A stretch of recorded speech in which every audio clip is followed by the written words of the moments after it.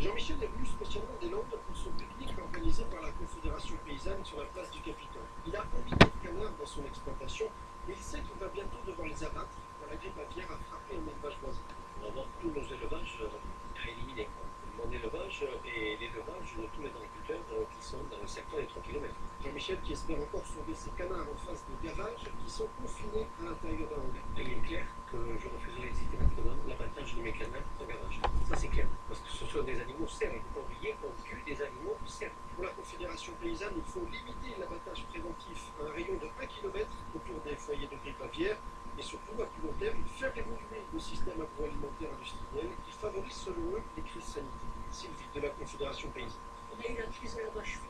Maintenant, aujourd'hui, on est sur cette crise aviaire. Ce sont des crises sanitaires qui sont liées à des élevages trop intensifs, concentration d'animaux, transport d'animaux vivants. Donc la dissémination du virus a été très importante sur des territoires qui sont aussi très spécialisés. Donc demain, s'il arrivait quelque chose dans le cochon de Bretagne, on imagine aussi les conséquences. Une réunion est prévue mardi prochain entre la filière et le ministère de l'Agriculture pour discuter de la suite des événements. Toulouse et Benjamin Billon, France Info. Les Suisses acceptent de simplifier la naturalisation des petits enfants d'immigrés. Résultat du référendum organisé aujourd'hui dans le pays. Un accord malgré une campagne marquée par les propos anti-musulmans de droite populiste. Le projet vise seulement à accélérer et rendre moins coûteuse la procédure d'attribution de nationalité. Il exclut toute acquisition automatique. François Lepage.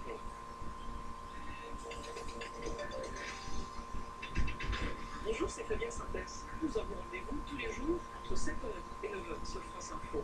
À mes côtés, Jean-Michel Apathy pour la politique, Vincent Giret pour l'économie, le regard sur l'actualité de Carl Zéro, et puis Philippe Rondel, bien sûr, et ses invités, avec également toute la rédaction de France Info pour 2 heures d'information et de décryptage. Rendez-vous tous les jours sur France Info entre 7h et 9h. Pour écouter l'info, je mets France Info.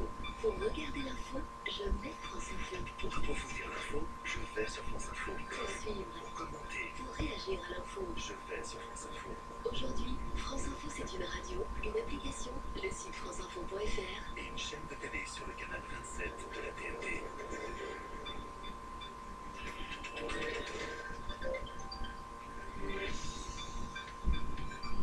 France Info.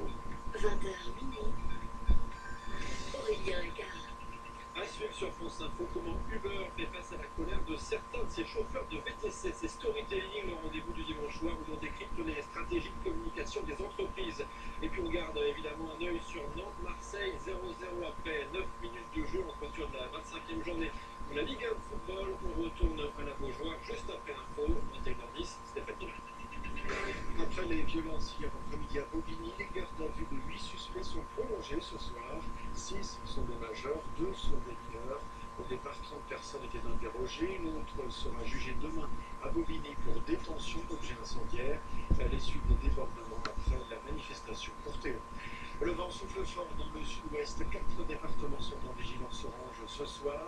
L'Aveyron, la Haute-Garonne, le Tarn-et-Garonne. 2 avions, un EasyJet et un Air France, en provenance de Paris à destination de Toulouse-Blagnac, ont été déroutés ce soir vers Montpellier et Bordeaux en raison justement de ces fortes rafales.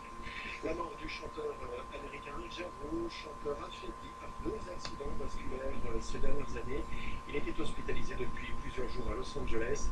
Interprète de Morning et Boogie Down, Al Jarreau était âgé de 76 ans. En Allemagne, l'ancien ministre des Affaires étrangères d'Angela Merkel devient président. Frank-Walter Steinmeier, social-démocrate, est élu par les membres du Parlement, un poste essentiellement honorifique en Allemagne. La suite de la 25e journée de Ligue 1, depuis quelques minutes, Nantes accueille Marseille. Saint-Etienne a écrasé Lorient 4-0 cet après-midi. Nice a quitté Rennes sur un match nul de partout. Et puis une nouvelle médaille d'or autour du pour Martin Fourcade en Autriche. Le biathlète français décroche le titre de champion du monde de poursuite. C'est sa 3e médaille en quelques jours après le relais mixte, une médaille d'argent, et le sprint, une belle médaille de bronze. France Info.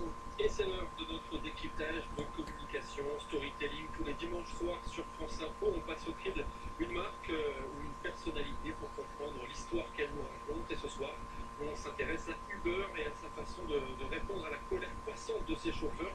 Quelques jours seulement après la fin de la médiation sous l'égide du gouvernement. On en parle avec Emmanuel Gavard de l'hebdomadaire Stratégie, notre partenaire. Bonsoir. Bonsoir. Et François Proust, bonsoir. L'expert en marketing et communication Communication, directeur conseil de l'agence digitale Planète. D'abord avec vous Emmanuel Gavin, le constat, Uber a lâché du lest, mais pas sûr que ça suffise pour calmer la défiance de ses chauffeurs. Exactement, un soupçon d'accord a été trouvé entre les deux parties, donc après 6 semaines de médiation. Alors, rien sur les tarifs, la fameuse commission de 25% de la plateforme américaine, mais Uber a quand même créé un fonds de soutien pour les chauffeurs en difficulté financière. Alors, est-ce que ça va les calmer? Difficile à dire. La question, c'est surtout quel chauffeur, car selon Uber, la réalité